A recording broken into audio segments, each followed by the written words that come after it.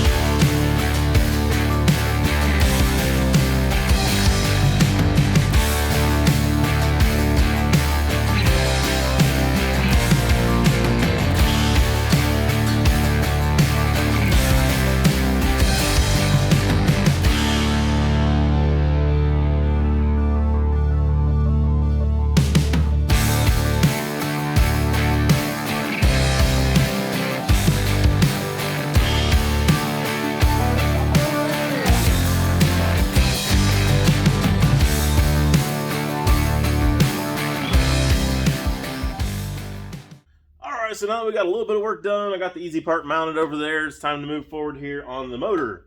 Now, just to kind of catch you up on where I'm at with everything, I started out by setting this thing up on a 2x to begin with. That's going to give me 1.5 inches underneath the pans so that they're a little bit off the ground when this thing lays frame, in case there's a rock or something laying there. I don't just instantly drop it right on the ground and poke right through the training pan or motor, whatever. Anyways, that gets me up off the ground a little bit there, and then I have to set the angle. So the angle of these are right around 3 degrees is what they're supposed to be, is at least what I like to set them up at. And to accomplish that, I just stuck a little bit of metal here underneath the front of the oil pan. Actually, I jacked it up with a jack, just a regular old jack here out of an old junk car. Just one of these things. These are actually pretty darn handy to have around the shop for stretching stuff apart or lifting up something just a little bit here or there. You guys probably ought to snag one of these next time you're at the salvage yard. Don't use the one out of the wife's car. She gets mad when she has a flat tire and it's not in there. Yeah, ask me how I know. Anyways, so yeah, just raise the front of the motor up with that, shove some metal in there. For this, it ended up being 2 pieces of 1/4 inch and a piece of 1/8, and right there underneath the front of that pan, and that got me set right to where I needed to be for my angle. So with the training mounted and everything all set in position exactly where I want it to be, it's time to actually get the measurements to do the actual brackets for the engine. And for that, this tool right here is probably the biggest unknown measuring tool that a lot of people don't know about, that is extremely handy in a situation like this. I talked about it in a previous video. I'll put you guys a link to that up here above, and you can go check it out. It's called tram gauge, and use it to get around things like this to measure. So check out that video. I'm gonna get some numbers here, get started making some brackets.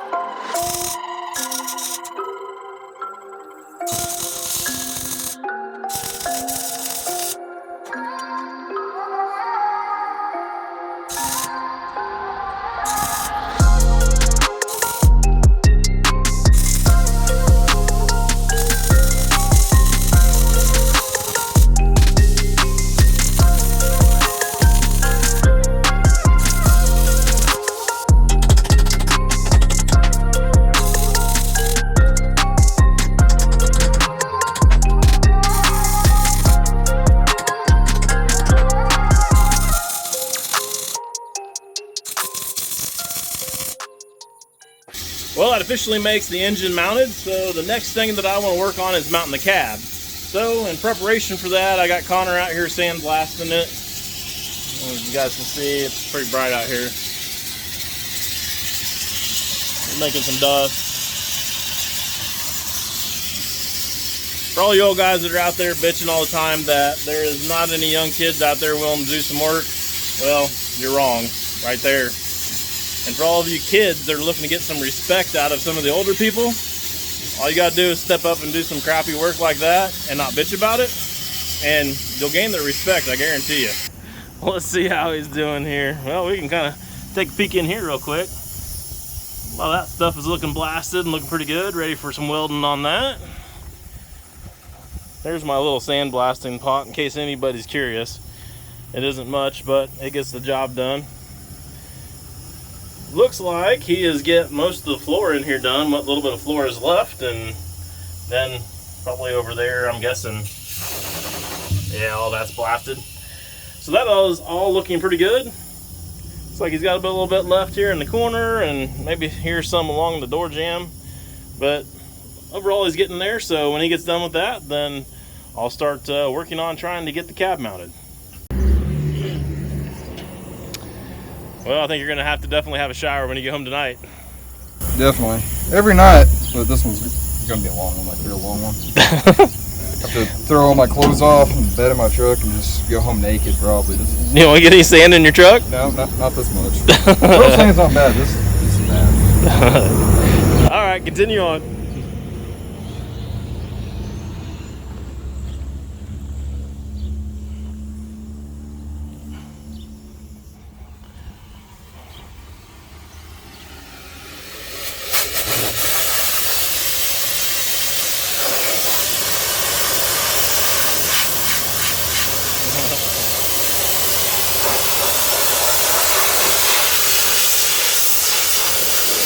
I gotta tell you guys, I'm glad I got Connor here doing that, because that job sucks. I've done it. I know how it is. I don't want to really do it, so I'm happy to pay him to do it. Anyways, I figured since we're here and his truck is right here, he went and got sand, so he had his truck parked here to grab the sand out of the blast. I thought I'd show you guys his pickup. It's pretty cool. Pretty close to all original old Chevy pickup. And still got the hubcaps on it and everything, so thought you guys might enjoy it. So about the time that Connor got done blasting that, a friend of mine came by the shop and he seen what I had left of the cab, and he said, you know what, I've got the perfect pieces and parts left on this old cab right here to be able to finish off a lot of the stuff that you need on the inside of the truck. So I ran over there to his house, looked like it was going to be the right stuff, so this morning I grabbed the dump truck and went over there and grabbed it real quick. There's not a lot left of this cab, but it does have just the pieces that I need. The inside of it, get you guys in there. Inside of it has the piece there around the back window that's not rusted. Mine's rusted along the bottom, so that saves me from having to fix that. On the other side of it, we've got a nice piece up there above the windshield, so that'll be nice, so I don't have to fix that one. And there's also the window regulator thing down here in the dash. I'm hoping that I can get that one to work. I had to drill the top of mine out, so that one ended up getting junked, so hopefully that one will be good. And there's also the hinges for the top of the windshield in there, so hopefully all of that stuff will work out and make it to where we don't have to buy any more parts for that and just have to grease and oil up all that stuff and be able to use it. Also ended up with an extra dash with some cool knobs and stuff in there that I might be able to use, and a really neat set of horns. If anybody knows anybody or a company or whatever that redoes that style of horn, let me know. I don't know of anybody off the top of my head yet, so I need to do some research, but I think those would be pretty cool on the top of the truck. Also ended up with a pile of interior parts, so that was pretty nice to have all that extra stuff in case I end up needing some of it. So thank you a lot to my buddy Bud Day. I really appreciate you helping me out, buddy, and big shout out to you for that. And speaking of shout outs, it's time to do another shout out to a deserving small YouTube channel, and for this one I've got you guys Mountain's Garage. He's got a bunch of good tech videos over there, some cool Novas, a bunch of stuff you guys would like to check out. So go over there, check him out, subscribe, and I guess that's all I got for you on this video. I'll see you guys on the next one.